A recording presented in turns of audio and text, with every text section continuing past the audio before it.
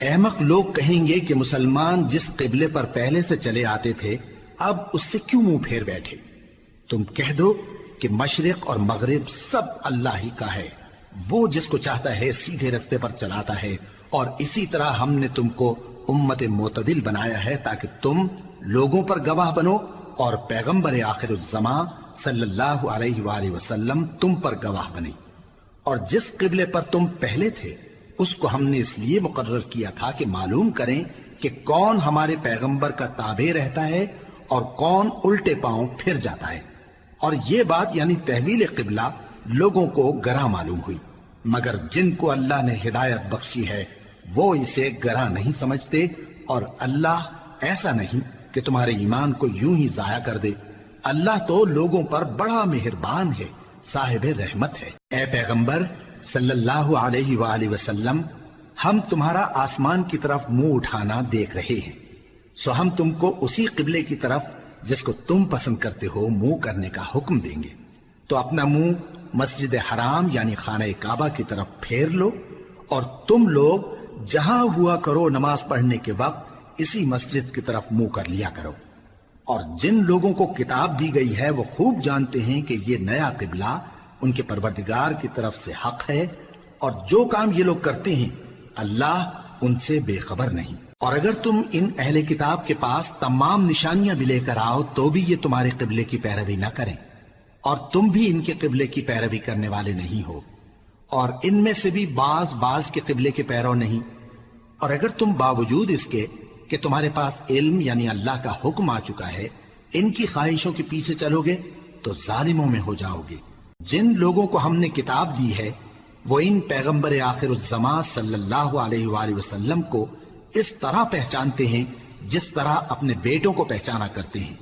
مگر ایک فریق ان میں سے سچی بات کو جان بوجھ کر چھپا رہا ہے۔ اے پیغمبر صلی اللہ علیہ وآلہ وسلم، یہ نیا قبلہ تمہارے پروردگار کی طرف سے حق ہے، تو تم ہرگز شک کرنے والوں میں نہ ہونا، اور ہر ایک شخص کے لیے ایک سمت مقرر ہے جدھر وہ عبادت کے وقت منہ کیا کرتا ہے، تو تم نیکیوں میں سبقت حاصل کرو۔ تم جہاں ہوگے اللہ تم سب کو جمع کرے گا، بے شک اللہ ہر چیز پر قادر ہے۔ اور تم جہاں سے نکلو نماز میں اپنا منہ مسجد حرام کی طرف کر لیا کرو، بے شبہ یہ تمہارے پروردگار کی طرف سے حق ہے، اور تم لوگ جو کچھ کرتے ہو اللہ اس سے بے خبر نہیں۔ اور تم جہاں سے نکلو مسجد حرام کی طرف منہ کر کے نماز پڑھا کرو، اور مسلمانوں تم جہاں ہوا کرو اسی مسجد کی طرف رخ کیا کرو۔ یہ تاکید اس لیے کی گئی ہے کہ لوگ تم کو کسی طرح کا الزام نہ دے سکیں، مگر ان میں سے جو ظالم ہیں وہ الزام دیں تو دیں، سو ان سے مت ڈرنا اور مجھی سے ڈرتے رہنا، اور یہ بھی مقصود ہے کہ میں تم کو اپنی تمام نعمتیں بخشوں، اور یہ بھی کہ تم راہ راست پر چلو۔ جس طرح من جملہ اور نعمتوں کے ہم نے تمہیں میں سے ایک رسول بھیجے ہیں جو تم کو ہماری آیتیں پڑھ پڑھ کر سناتے اور تمہیں پاک بناتے اور کتاب یعنی قرآن اور دانائی سکھاتے ہیں اور ایسی باتیں بتاتے ہیں جو تم پہلے نہیں جانتے تھے، سو تم مجھے یاد کیا کرو، میں تمہیں یاد کیا کروں گا، اور میرا احسان مانتے رہنا اور میری ناشکری نہ کرنا۔ اے ایمان والو، صبر اور نماز سے مدد لیا کرو، بے شک اللہ صبر کرنے والوں کے ساتھ ہے۔ اور جو لوگ اللہ کی راہ میں مارے جائیں ان کی نسبت یہ نہ کہنا کہ وہ مرے ہوئے ہیں، وہ مردہ نہیں بلکہ زندہ ہیں، لیکن تم کو شعور نہیں۔ اور ہم کسی قدر خوف اور بھوک اور مال اور جانوں اور میووں کے نقصان سے تمہاری آزمائش کریں گے، اور صبر کرنے والوں کو بشارت سنا دو کہ ان لوگوں پر جب کوئی مصیبت واقع ہوتی ہے تو کہتے ہیں کہ ہم اللہ ہی کا مال ہیں اور اسی کی طرف لوٹ کر جانے والے ہیں۔ یہی لوگ ہیں جن پر ان کے پروردگار کی عنایتیں ہیں اور خصوصی رحمت بھی ہے، اور یہی سیدھے رستے پر ہیں۔ بے شک کوہ صفا اور مروہ اللہ کی نشانیوں میں سے ہیں، تو جو شخص خانہ کعبہ کا حج یا عمرہ کرے اس پر کچھ گناہ نہیں کہ دونوں کے درمیان چکر لگائے، بلکہ یہ ایک نیک کام ہے، اور جو کوئی نیک کام کرے تو اللہ قدردان ہے، دانا ہے۔ جو لوگ ہمارے حکموں اور ہدایتوں کو جو ہم نے نازل کی ہیں کسی غرض فاسد سے چھپاتے ہیں، باوجود کہ ہم نے ان کو لوگوں کے سمجھانے کے لیے اپنی کتاب میں کھول کھول کر بیان کر دیا ہے۔ ایسوں پر اللہ اور تمام لعنت کرنے والے لعنت کرتے ہیں۔ ہاں، جو توبہ کرتے ہیں اور اپنی حالت درست کر لیتے ہیں اور احکام الہی کو صاف صاف بیان کر دیتے ہیں تو میں ان کے قصور معاف کر دیتا ہوں، اور میں بڑا معاف کرنے والا بڑا مہربان ہوں۔ جو لوگ کافر ہوئے اور کافر ہی مرے، ایسوں پر اللہ کی اور فرشتوں کی اور انسانوں کی سب کی لعنت، وہ ہمیشہ اسی لعنت میں گرفتار رہیں گے۔ ان سے نہ تو عذاب ہلکا ہی کیا جائے گا اور نہ انہیں کچھ مہلت ملے گی۔ اور لوگوں، تمہارا معبود ایک ہی معبود ہے، اس بڑے مہربان اور رحم والے کے سوا کوئی عبادت کے لائق نہیں۔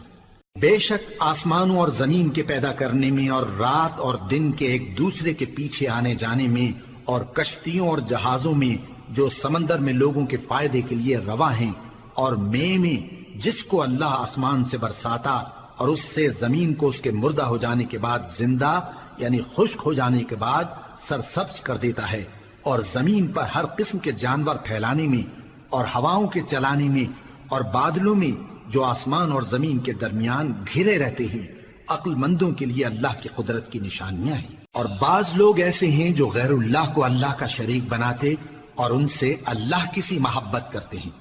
لیکن جو ایمان والے ہیں وہ تو اللہ ہی کے سب سے زیادہ دوست دار ہیں۔ اور اے کاش ظالم لوگ جو بات عذاب کے وقت دیکھیں گے اب دیکھ لیتے کہ سب طرح کی طاقت اللہ ہی کو ہے، اور یہ کہ اللہ سخت عذاب کرنے والا ہے۔ اس دن کفر کے پیشوا اپنے پیروں سے بیزاری ظاہر کریں گے اور دونوں عذاب الہی دیکھ لیں گے اور ان کے آپس کے تعلقات منقطع ہو جائیں گے۔ یہ حال دیکھ کر پیروی کرنے والے حسرت سے کہیں گے کہ اے کاش ہمیں پھر دنیا میں جانا نصیب ہو، تاکہ جس طرح یہ ہم سے بیزار ہو رہے ہیں اسی طرح ہم بھی ان سے بیزار ہوں۔ اس طرح اللہ ان کے اعمال حسرت بنا کر دکھائے گا اور وہ دوزخ سے نکل نہیں سکیں گے۔ لوگوں، جو چیزیں زمین میں حلال طیب ہیں وہ کھاؤ، اور شیطان کے قدموں پر نہ چلو، وہ تمہارا کھلا دشمن ہے۔ وہ تو تم کو برائی اور بے حیائی ہی کے کام کرنے کو کہتا ہے، اور یہ بھی کہ اللہ کی نسبت ایسی باتیں کہو جن کا تمہیں کچھ بھی علم نہیں۔ اور جب ان لوگوں سے کہا جاتا ہے کہ جو کتاب اللہ نے نازل فرمائی ہے اس کی پیروی کرو، تو کہتے ہیں نہیں، بلکہ ہم تو اسی چیز کی پیروی کریں گے جس پر ہم نے اپنے باپ دادا کو پایا۔ بھلا اگرچہ ان کے باپ دادا نہ کچھ سمجھتے ہوں اور نہ سیدھے راستے پر ہوں، تب بھی وہ انہی کی تقلید کیے جائیں گے۔ جو لوگ کافر ہیں ان کی مثال اس شخص کی سی ہے جو کسی ایسی چیز کو آواز دے جو پکار اور آواز کے سوا کچھ سن نہ سکے۔ یہ بہرے ہیں، گونگے ہیں، اندھے ہیں کہ کچھ سمجھ ہی نہیں سکتے۔ اے اہل ایمان، جو پاکیزہ چیزیں ہم نے تم کو عطا فرمائی ہیں ان کو کھاؤ، اور اگر اللہ ہی کے بندے ہو تو اس کی نعمتوں کا شکر بھی ادا کرو۔ اس نے تو تم پر بس مرا ہوا جانور اور لہو اور سور کا گوشت اور جس چیز پر اللہ کے سوا کسی اور کا نام پکارا جائے حرام کر دیا ہے۔ ہاں، جو مجبور ہو جائے بشرطے کہ اللہ کی نافرمانی نہ کرے اور حد ضرورت سے باہر نہ نکل جائے، اس پر کچھ گناہ نہیں۔ بے شک اللہ بخشنے والا ہے، رحم کرنے والا ہے۔ جو لوگ اللہ کی کتاب سے ان آیتوں اور ہدایتوں کو جو اس نے نازل فرمائی ہیں چھپاتے اور ان کے بدلے تھوڑی سی قیمت یعنی دنیاوی منفعت حاصل کرتے ہیں، وہ اپنے پیٹوں میں محض آگ بھرتے ہیں۔ ایسے لوگوں سے اللہ قیامت کے دن نہ کلام کرے گا اور نہ ان کو گناہوں سے پاک کرے گا، اور ان کے لیے دکھ دینے والا عذاب ہے۔ یہ وہ لوگ ہیں جنہوں نے ہدایت چھوڑ کر گمراہی اور بخشش چھوڑ کر عذاب خرید لیا۔ یہ آتش جہنم کی کیسی برداشت کرنے والے ہیں۔ یہ اس لیے کہ اللہ نے کتاب سچائی کے ساتھ نازل فرمائی، اور جن لوگوں نے اس کتاب میں اختلاف کیا وہ ضد میں آ کر نیکی سے دور ہو گئے ہیں۔ نیکی یہی نہیں کہ تم مشرق و مغرب کو قبلہ سمجھ کر ان کی طرف منہ کر لو، بلکہ نیکی یہ ہے کہ لوگ اللہ پر اور روز آخر پر اور فرشتوں پر اور اللہ کی کتاب پر اور پیغمبروں پر ایمان لائیں، اور مال باوجود عزیز رکھنے کے رشتہ داروں اور یتیموں اور محتاجوں اور مسافروں اور مانگنے والوں کو دیں، اور گردنوں کے چھڑانے میں خرچ کریں، اور نماز پڑھیں اور زکات دیں، اور جب عہد کر لیں تو اس کو پورا کریں، اور سختی اور تکلیف میں اور جنگ کے وقت ثابت قدم رہیں۔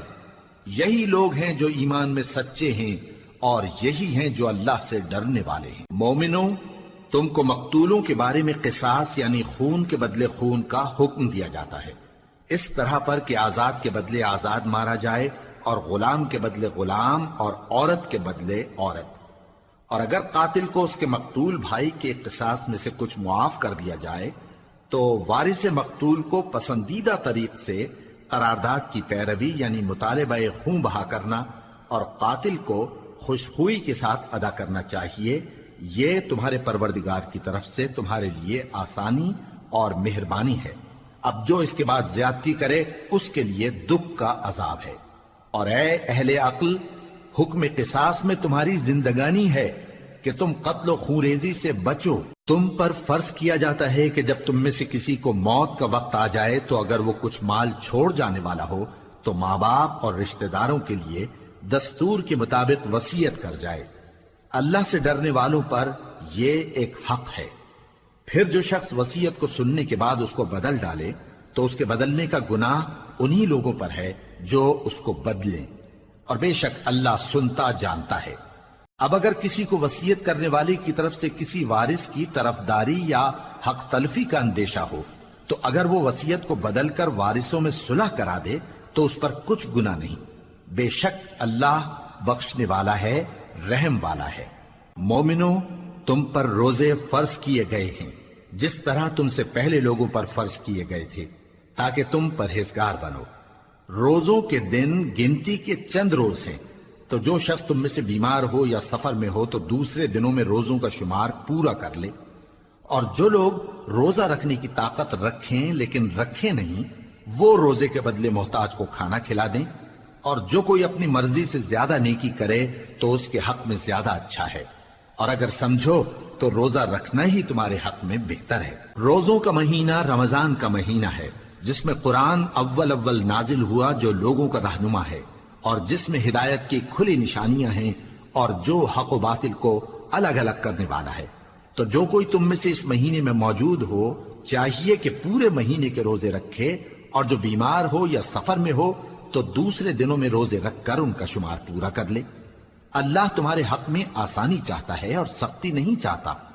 اور یہ آسانی کا حکم اس لیے دیا گیا ہے کہ تم روزوں کا شمار پورا کر لو، اور اس احسان کے بدلے کہ اللہ نے تم کو ہدایت بخشی ہے تم اس کو بزرگی سے یاد کرو اور اس کا شکر کرو۔ اور اے پیغمبر، جب تم سے میرے بندے میرے بارے میں دریافت کریں تو انہیں معلوم ہو کہ میں تو تمہارے پاس ہی ہوں۔ جب کوئی پکارنے والا مجھے پکارتا ہے تو میں اس کی دعا قبول کرتا ہوں۔ تو ان کو چاہیے کہ میرے حکموں کو مانیں اور مجھ پر ایمان رکھیں تاکہ نیک رستہ پائیں۔ روزوں کی راتوں میں تمہارے لیے اپنی عورتوں کے پاس جانا جائز کر دیا گیا ہے، وہ تمہاری پوشاک ہیں اور تم ان کی پوشاک ہو۔ اللہ کو معلوم ہے کہ تم ان کے پاس جانے سے اپنے حق میں خیانت کرتے تھے، سو اس نے تم پر مہربانی کی اور تمہاری حرکات سے درگزر فرمائی، تو اب تم کو اختیار ہے کہ ان سے مباشرت کرو۔ اور اللہ نے جو چیز تمہارے لیے لکھ رکھی ہے یعنی اولاد، اس کو اللہ سے طلب کرو اور کھاؤ اور پیو، یہاں تک کہ صبح کی سفید دھاری رات کی سیاہ دھاری سے الگ نظر آنے لگے۔ پھر روزہ رکھ کر رات تک پورا کرو، اور جب تم مسجدوں میں اعتکاف بیٹھتے ہو تو ان سے مباشرت نہ کرو، یہ اللہ کی حدیں ہیں، ان کے پاس نہ جانا۔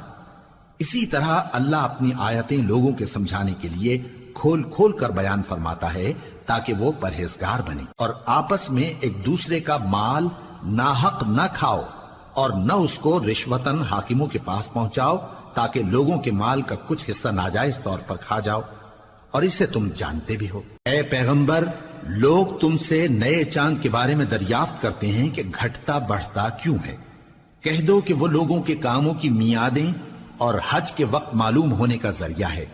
اور نیکی اس بات میں نہیں کہ احرام کی حالت میں گھروں میں ان کے پچھواڑے کی طرف سے آؤ، بلکہ نیکوکار وہ ہے جو پرہیزگار ہو، اور گھروں میں ان کے دروازوں سے آیا کرو، اور اللہ سے ڈرتے رہو تاکہ کامیاب ہو جاؤ۔ اور جو لوگ تم سے لڑتے ہیں تم بھی اللہ کی راہ میں ان سے لڑو، مگر زیادتی نہ کرنا، کہ اللہ زیادتی کرنے والوں کو دوست نہیں رکھتا، اور ان کو جہاں پاؤ قتل کر دو، اور جہاں سے انہوں نے تم کو نکالا ہے یعنی مکے سے، وہاں سے تم بھی ان کو نکال دو۔ اور دین سے گمراہ کرنے کا فساد قتل و خونریزی سے کہیں بڑھ کر ہے، اور جب تک وہ تم سے مسجد حرام یعنی خانہ کعبہ کے پاس نہ لڑیں، تم بھی وہاں ان سے نہ لڑنا۔ ہاں اگر وہ تم سے لڑیں تو تم ان کو قتل کر ڈالو، کافروں کی یہی سزا ہے۔ پھر اگر وہ باز آ جائیں تو اللہ بخشنے والا ہے، رحم کرنے والا ہے۔ اور ان سے اس وقت تک لڑتے رہنا کہ فساد نابود ہو جائے اور ملک میں اللہ ہی کا دین غالب ہو جائے۔ پھر اگر وہ فساد سے باز آ جائیں تو ظالموں کے سوا کسی پر زیادتی نہیں کرنی چاہیے۔ ادب کا مہینہ ادب کے مہینے کے مقابل ہے، اور ادب کی چیزیں ایک دوسرے کا بدلہ ہیں۔ پس اگر کوئی تم پر زیادتی کرے تو جیسی زیادتی وہ تم پر کرے ویسی ہی تم اس پر کرو، اور اللہ سے ڈرتے رہو اور جان رکھو کہ اللہ ڈرنے والوں کے ساتھ ہے۔ اور اللہ کی راہ میں مال خرچ کرو اور اپنے آپ کو ہلاکت میں نہ ڈالو، اور نیکی کرو، بے شک اللہ نیکی کرنے والوں کو دوست رکھتا ہے۔ اور اللہ کی خوشنودی کے لیے حج اور عمرے کو پورا کرو، اور اگر راستے میں روک لیے جاؤ تو جیسی قربانی میسر ہو کر دو، اور جب تک قربانی اپنے مقام پر نہ پہنچ جائے سر نہ منڈاؤ۔ اور اگر کوئی تم میں بیمار ہو یا اس کے سر میں کسی طرح کی تکلیف ہو تو اگر وہ سر منڈا لے تو اس کے بدلے روزے رکھے یا صدقہ دے یا قربانی کرے۔ پھر جب تکلیف دور ہو کر تم مطمئن ہو جاؤ تو جو تم میں حج کے وقت تک عمرے سے فائدہ اٹھانا چاہے وہ جیسی قربانی میسر ہو کرے، اور جس کو قربانی نہ ملے وہ 3 روزے ایام حج میں رکھے اور 7 جب واپس ہو، یہ پورے 10 ہوئے۔ یہ حکم اس شخص کے لیے ہے جس کے اہل و عیال مکے میں نہ رہتے ہوں۔ اور اللہ سے ڈرتے رہو اور جان رکھو کہ اللہ سخت عذاب دینے والا ہے۔ حج کے مہینے معین ہیں جو معلوم ہیں، تو جو شخص ان مہینوں میں حج کی نیت کر لے تو حج کے دنوں میں نہ عورتوں سے اختلاط کرے، نہ کوئی برا کام کرے اور نہ کسی سے جھگڑے۔ اور جو نیک کام تم کرو گے وہ اللہ کو معلوم ہو جائے گا۔ اور زاد راہ یعنی رستے کا خرچ ساتھ لے جاؤ، کیونکہ بہترین زاد راہ پرہیزگاری ہے۔ اور اے اہل عقل، مجھی سے ڈرتے رہو، اس کا تمہیں کچھ گناہ نہیں کہ حج کے دنوں میں بذریعہ تجارت اپنے پروردگار سے روزی طلب کرو۔ اور جب عرفات سے واپس ہونے لگو تو مشعر حرام یعنی مزدلفہ میں اللہ کا ذکر کرو، اور اس طرح ذکر کرو جس طرح اس نے تم کو سکھایا، اور اس سے پیشتر تم لوگ ان طریقوں سے محض ناواقف تھے۔ پھر جہاں سے اور لوگ واپس ہوں وہیں سے تم بھی واپس ہو، اور اللہ سے بخشش مانگو، بے شک اللہ بخشنے والا ہے، رحمت کرنے والا ہے۔ پھر جب حج کے تمام ارکان پورے کر چکو تو مینا میں اللہ کو یاد کرو جس طرح اپنے باپ دادا کو یاد کیا کرتے تھے، بلکہ اس سے بھی زیادہ۔ اور بعض لوگ ایسے ہیں جو اللہ سے التجا کرتے ہیں کہ اے پروردگار ہم کو جو دینا ہے دنیا ہی میں دے دے، اور ایسے لوگوں کا آخرت میں کچھ حصہ نہیں۔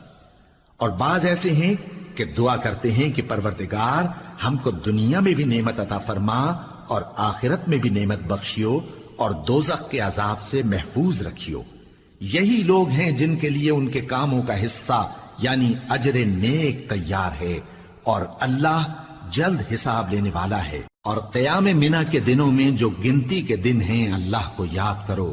اگر کوئی جلدی کرے اور 2 ہی دن میں چل دے تو اس پر بھی کچھ گناہ نہیں، اور جو بات تک ٹھہرا رہے اس پر بھی کچھ گناہ نہیں۔ یہ باتیں اس شخص کے لیے ہیں جو اللہ سے ڈرے، اور تم لوگ اللہ سے ڈرتے رہو اور جان رکھو کہ تم سب اس کے پاس جمع کیے جاؤ گے۔ اور کوئی شخص تو ایسا ہے جس کی گفتگو دنیا کی زندگی میں تم کو دلکش معلوم ہوتی ہے، اور وہ اپنے معافی ضمیر پر یعنی اس بات پر جو اس کے دل میں ہے اللہ کو گواہ بناتا ہے، حالانکہ وہ سخت جھگڑالو ہے۔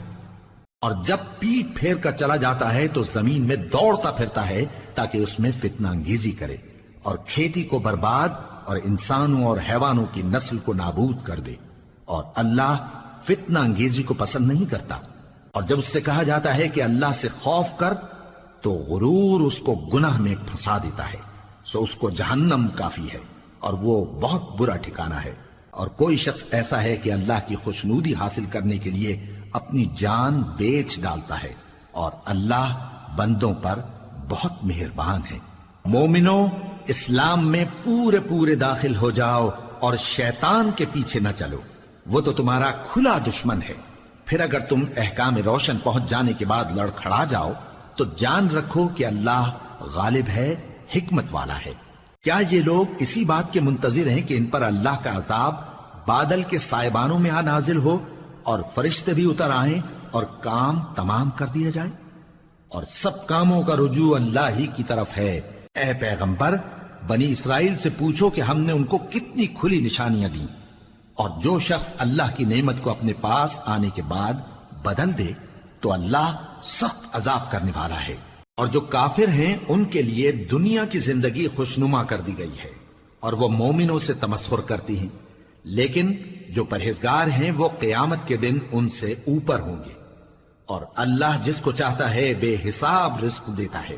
پہلے تو سب لوگوں کا ایک ہی مذہب تھا، لیکن وہ آپس میں اختلاف کرنے لگے تو اللہ نے ان کی طرف بشارت دینے والے اور ڈر سنانے والے پیغمبر بھیجے اور ان پر سچائی کے ساتھ کتابیں نازل کی، تاکہ جن امور میں لوگ اختلاف کرتے تھے ان کا ان میں فیصلہ کر دے۔ اور اس میں اختلاف بھی انہی لوگوں نے کیا جن کو کتاب دی گئی تھی، باوجود کہ ان کے پاس کھلے ہوئے احکام آ چکے تھے، اور یہ اختلاف انہوں نے صرف آپس کی ضد سے کیا۔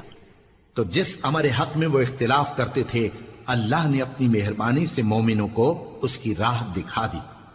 اور اللہ جس کو چاہتا ہے سیدھا رستہ دکھا دیتا ہے۔ کیا تم یہ خیال کرتے ہو کہ یوں ہی بہشت میں داخل ہو جاؤ گے، اور ابھی تم کو پہلے لوگوں کی سی مشکلیں تو پیش آئی ہی نہیں؟ ان کو بڑی بڑی سختیاں اور تکلیفیں پہنچیں اور وہ صعوبتوں میں ہلا ہلا دیے گئے، یہاں تک کہ پیغمبر اور مومن لوگ جو ان کے ساتھ تھے سب پکار اٹھے کہ کب اللہ کی مدد آئے گی۔ دیکھو اللہ کی مدد ان قریب آیا چاہتی ہے۔ اے نبی، لوگ تم سے پوچھتے ہیں کہ اللہ کی راہ میں کس طرح کا مال خرچ کریں۔ کہہ دو کہ جو چاہو خرچ کرو، لیکن جو مال خرچ کرنا چاہو وہ درجہ بدرجہ اہل استحقاق یعنی ماں باپ کو اور قریب کے رشتہ داروں کو اور یتیموں کو اور محتاجوں کو اور مسافروں کو سب کو دو، اور جو بھلائی تم کرو گے اللہ اس کو جانتا ہے۔ مسلمانوں، تم پر اللہ کے رستے میں لڑنا فرض کر دیا گیا ہے، اور وہ تمہیں ناگوار تو ہوگا، مگر عجب نہیں کہ ایک چیز تم کو بری لگے اور وہ تمہارے حق میں بھلی ہو، اور عجب نہیں کہ ایک چیز تم کو بھلی لگے اور وہ تمہارے لیے مضر ہو، اور ان باتوں کو اللہ ہی بہتر جانتا ہے اور تم نہیں جانتے۔ اے پیغمبر، لوگ تم سے عزت والے مہینوں میں لڑائی کرنے کے بارے میں دریافت کرتے ہیں، کہہ دو کہ ان میں لڑنا بڑا گناہ ہے، اور اللہ کی راہ سے روکنا اور اس سے کفر کرنا اور مسجد حرام یعنی خانہ کعبہ میں جانے سے بند کرنا اور اہل مسجد کو اس میں سے نکال دینا جو یہ کفار کرتے ہیں، اللہ کے نزدیک اس سے بھی زیادہ گناہ ہے، اور فتنہ انگیزی خونریزی سے بھی بڑھ کر ہے۔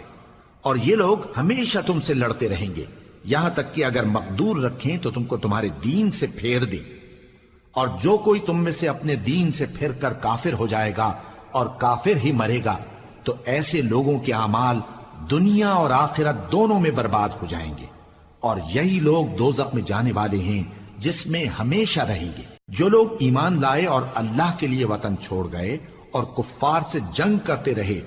وہی اللہ کی رحمت کے امیدوار ہیں، اور اللہ بخشنے والا ہے، رحمت کرنے والا ہے۔ اے پیغمبر، لوگ تم سے شراب اور جوئے کا حکم دریافت کرتے ہیں، کہہ دو کہ ان میں گناہ بڑے ہیں اور لوگوں کے لیے کچھ فائدے بھی ہیں، مگر ان کے گناہ فائدوں سے کہیں زیادہ ہیں۔ اور یہ بھی تم سے پوچھتے ہیں کہ اللہ کی راہ میں کون سا مال خرچ کریں، کہہ دو کہ جو ضرورت سے زیادہ ہو۔ اس طرح اللہ تمہارے لیے اپنے احکام کھول کھول کر بیان فرماتا ہے تاکہ تم سوچو، یعنی دنیا اور آخرت کی باتوں میں غور کرو۔ اور تم سے یتیموں کے بارے میں بھی دریافت کرتے ہیں، کہہ دو کہ ان کی حالت کی اصلاح بہت اچھا کام ہے، اور اگر تم ان سے مل جل کر رہنا یعنی خرچ اکٹھا رکھنا چاہو تو وہ تمہارے بھائی ہیں، اور اللہ خوب جانتا ہے کہ خرابی کرنے والا کون ہے اور اصلاح کرنے والا کون۔ اور اگر اللہ چاہتا تو تم کو تکلیف میں ڈال دیتا، بے شک اللہ غالب ہے، حکمت والا ہے۔ اور مومنوں مشرک عورتوں سے جب تک وہ ایمان نہ لائیں نکاح نہ کرنا، کیونکہ مشرک عورت خواہ تم کو کیسی ہی بھلی لگے اس سے مومن لونڈی بہتر ہے، اور اسی طرح مشرک مرد جب تک ایمان نہ لائیں مومن عورتوں کو ان کی زوجیت میں نہ دینا، کیونکہ مشرک مرد سے خواہ وہ تم کو کیسا ہی بھلا لگے مومن غلام بہتر ہے۔ یہ مشرک لوگوں کو دوزخ کی طرف بلاتے ہیں، اور اللہ اپنی مہربانی سے بہشت اور بخشش کی طرف بلاتا ہے، اور اپنے حکم لوگوں سے کھول کھول کر بیان کرتا ہے تاکہ نصیحت حاصل کریں۔ اور تم سے حیض کے بارے میں دریافت کرتے ہیں، کہہ دو وہ تو نجاست ہے، سو ایام حیض میں عورتوں سے کنارہ کش رہو، اور جب تک وہ پاک نہ ہو جائیں ان سے مقاربت نہ کرو۔ ہاں جب وہ پاک ہو جائیں تو جس طریق سے اللہ نے تمہیں ارشاد فرمایا ہے ان کے پاس جاؤ، کچھ شک نہیں کہ اللہ توبہ کرنے والوں اور پاک صاف رہنے والوں کو دوست رکھتا ہے۔ تمہاری عورتیں تمہاری کھیتی ہیں، تو اپنی کھیتی میں جس طرح چاہو جاؤ، اور اپنے لیے نیک عمل آگے بھیجو، اور اللہ سے ڈرتے رہو، اور جان رکھو کہ ایک دن تمہیں اس کے روبرو حاضر ہونا ہے۔ اور اے پیغمبر ایمان والوں کو بشارت سنا دو، اور اللہ کے نام کو اس بات کا ہیلا نہ بنانا کہ اس کی قسمیں کھا کھا کر سلوک کرنے اور پرہیزگاری کرنے اور لوگوں میں صلح و سازگاری کرانے سے رک جاؤ، اور اللہ سب کچھ سنتا ہے جانتا ہے۔ اللہ تمہاری لغو قسموں پر تم سے مواخذہ نہیں کرے گا، لیکن جو قسمیں تم قصد دلی سے کھاؤ گے ان پر مواخذہ کرے گا، اور اللہ بخشنے والا ہے بردبار ہے۔ جو لوگ اپنی عورتوں کے پاس جانے کی قسم کھا لیں ان کو 4 مہینے تک انتظار کرنا چاہیے۔ اگر اس عرصے میں قسم سے رجوع کر لیں تو اللہ بخشنے والا ہے، مہربان ہے، اور اگر طلاق کا ارادہ کر لیں تو بھی اللہ سنتا ہے جانتا ہے۔ اور طلاق والی عورتیں 3 حیض تک اپنے تئیں روکے رہیں، اور اگر وہ اللہ اور روز قیامت پر ایمان رکھتی ہیں تو ان کو جائز نہیں کہ اللہ نے جو کچھ ان کے شکم میں پیدا کیا ہے اس کو چھپائیں، اور ان کے خاوند اگر پھر موافقت چاہیں تو اس مدت میں وہ ان کو اپنی زوجیت میں لے لینے کے زیادہ حقدار ہیں۔ اور عورتوں کا حق مردوں پر ویسا ہی ہے جیسے دستور کے مطابق مردوں کا حق عورتوں پر ہے، البتہ مردوں کو عورتوں پر 1 درجہ فضیلت ہے،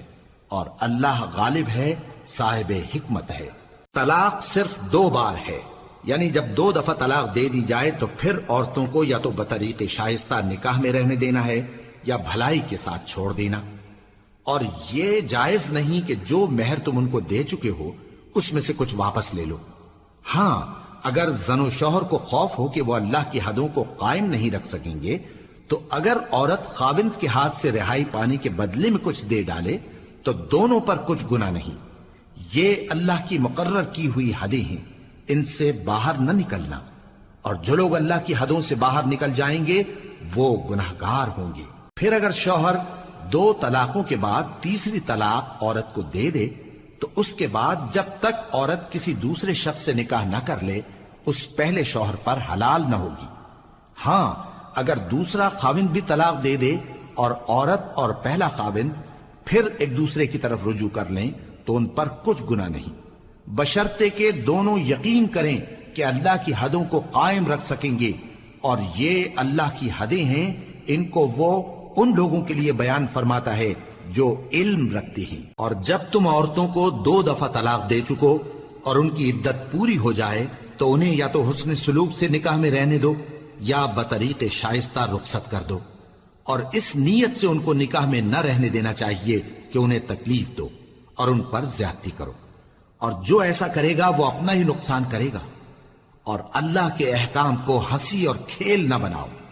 اور اللہ نے تم کو جو نعمتیں بخشی ہیں اور تم پر جو کتاب اور دانائی کی باتیں نازل کی ہیں جن سے وہ تمہیں نصیحت فرماتا ہے ان کو یاد کرو، اور اللہ سے ڈرتے رہو، اور جان رکھو کہ اللہ ہر چیز سے واقف ہے۔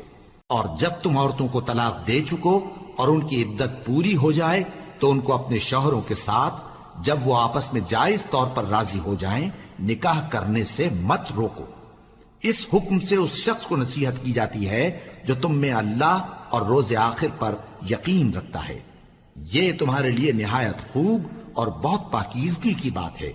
اور اللہ جانتا ہے اور تم نہیں جانتے۔ اور مائیں اپنے بچوں کو پورے 2 سال دودھ پلائیں یہ حکم اس شخص کے لیے ہے جو پوری مدت تک دودھ پلوانا چاہے، اور دودھ پلانے والی ماؤں کا کھانا اور کپڑا دستور کے مطابق باپ کے ذمے ہوگا۔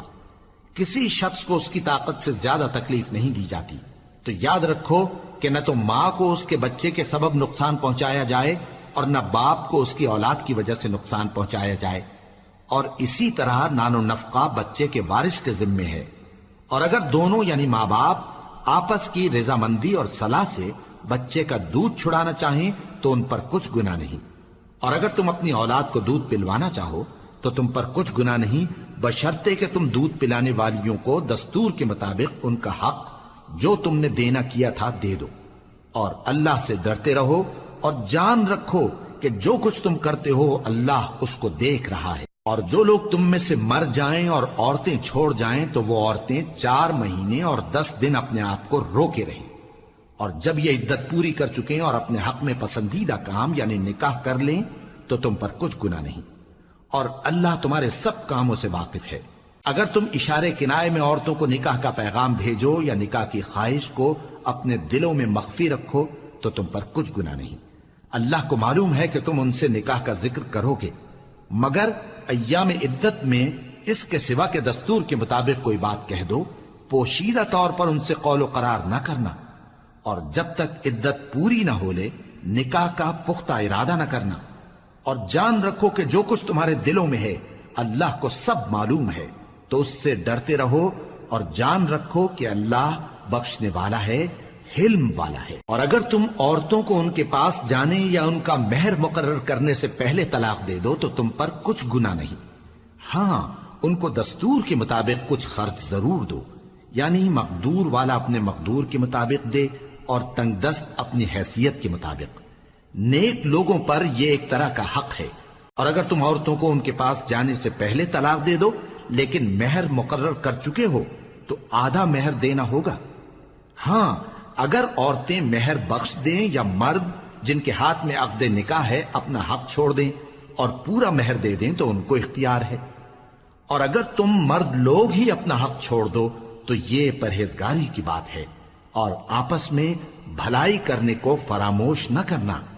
کچھ شک نہیں کہ اللہ تمہارے سب کاموں کو دیکھ رہا ہے۔ مسلمانوں، سب نمازیں خصوصاً بیچ کی نماز یعنی نماز عصر پورے اہتمام کے ساتھ ادا کرتے رہو اور اللہ کے آگے ادب سے کھڑے رہا کرو۔ پھر اگر تم خوف کی حالت میں ہو تو پیادے یا سوار جس حال میں ہو نماز پڑھ لو۔ پھر جب امن و اطمینان ہو جائے تو جس طریق سے اللہ نے تم کو سکھایا ہے جو تم پہلے نہیں جانتے تھے اللہ کو یاد کرو۔ اور جو لوگ تم میں سے مر جائیں اور عورتیں چھوڑ جائیں وہ اپنی عورتوں کے حق میں وصیت کر جائیں کہ ان کو 1 سال تک خرچ دیا جائے اور گھر سے نہ نکالی جائیں۔ ہاں اگر وہ خود گھر سے چلی جائیں اور اپنے حق میں پسندیدہ کام یعنی نکاح کر لیں تو تم پر کچھ گناہ نہیں، اور اللہ زبردست ہے، حکمت والا ہے۔ اور مطلقہ عورتوں کو بھی دستور کے مطابق نان و نفقہ دینا چاہیے، پرہیزگاروں پر یہ بھی حق ہے۔ اسی طرح اللہ اپنے احکام تمہارے لیے بیان فرماتا ہے تاکہ تم سمجھو۔ بھلا تم نے ان لوگوں کو نہیں دیکھا جو شمار میں ہزاروں ہی تھے اور موت کے ڈر سے اپنے گھروں سے نکل بھاگے تھے، تو اللہ نے ان کو حکم دیا کہ مر جاؤ،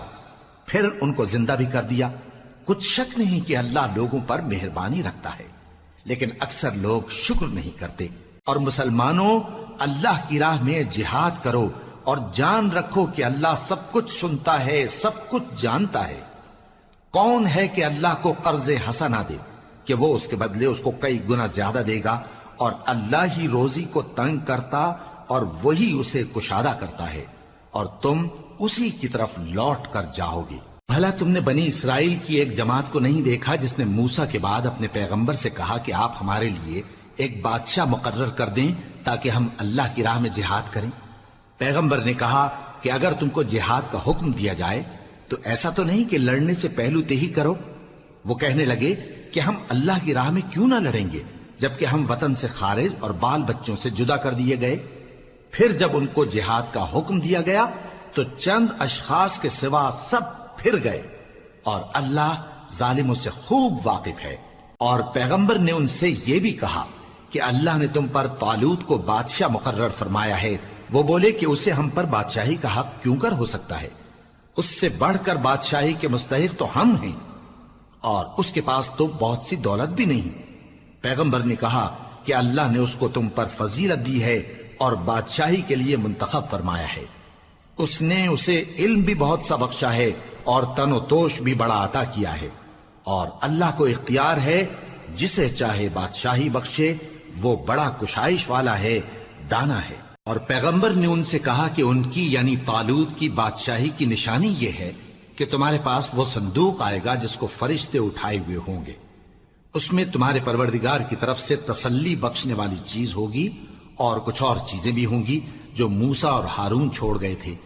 اگر تم ایمان رکھتے ہو تو یہ تمہارے لیے ایک بڑی نشانی ہے۔ غرض جب طالوت فوجیں لے کر روانہ ہوا تو اس نے ان سے کہا کہ اللہ ایک نہر سے تمہاری آزمائش کرنے والا ہے، جو شخص اس میں سے پانی پی لے گا اس کی نسبت تصور کیا جائے گا کہ وہ میرا نہیں، اور جو نہ پیے گا وہ سمجھا جائے گا کہ میرا ہے۔ ہاں اگر کوئی ہاتھ سے چلو بھر پانی لے لے تو خیر۔ جب وہ لوگ نہر پر پہنچے تو چند آدمیوں کے سوا سب نے پانی پی لیا۔ پھر جب طالوت اور مومن لوگ جو اس کے ساتھ تھے نہر کے پار ہو گئے تو کہنے لگے کہ آج ہم میں جالوت اور اس کے لشکر سے مقابلہ کرنے کی طاقت نہیں۔ جو لوگ یقین رکھتے تھے کہ ان کو اللہ کے روبرو حاضر ہونا ہے، وہ کہنے لگے کہ بسا اوقات تھوڑی سی جماعت نے اللہ کے حکم سے بڑی جماعت پر فتح حاصل کی ہے، اور اللہ ثابت قدم رہنے والوں کے ساتھ ہے۔ اور جب وہ لوگ جالوت اور اس کے لشکر کے مقابل میں آئے تو اللہ سے دعا کی کہ اے پروردگار، ہم پر صبر کے دہانے کھول دے اور ہمیں لڑائی میں ثابت قدم رکھ اور لشکر کفار پر فتح یاب کر۔